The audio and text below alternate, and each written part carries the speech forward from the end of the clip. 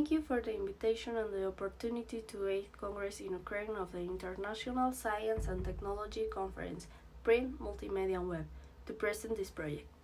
Hello, my name is Alelí Mejía Arredondo. I am a student at the University of Guanajuato in the Digital Arts career. The project that I'm going to talk is to create with the Dr. Víctor Manuel Reyes Espino. The theme is intertextuality as poetic. For this, a visual adaptation of the story El Ruido y el Silencio by the insurgent Subcomandante Marcos in Mexico was created. In 1994, an indigenous movement called the Ejército Zapatista de Liberación Nacional was created, which demanded the claim of the ownership over lands seized from the indigenous communities in Chiapas, a fair distribution of the wealth and the participation of the different ethnic groups, but in the organization of the state as well as the country. Commander Marcos reaches a negotiation with the high command of the federal government to comply with the demands that the movement demanded.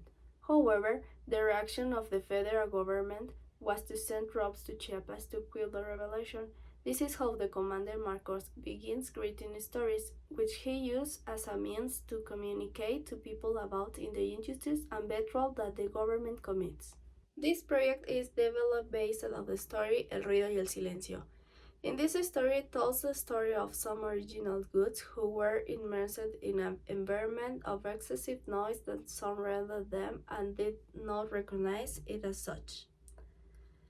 But when trying to communicate, they were prevented from finally discovering silence, a space where they could not is only possible for them to find the other, but rather themselves.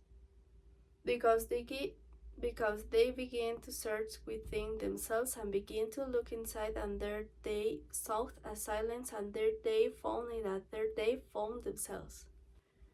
The visual adaptation is an animation and musicalization with a original composition digitally created double stop 4/4 time signature with piano sound. The following were taken as reference and inspiration are Cello Suite No. 1 in G major by Bach, Moonlight by Beethoven, as well as the piano duet to Tim Burton Crosby Bride.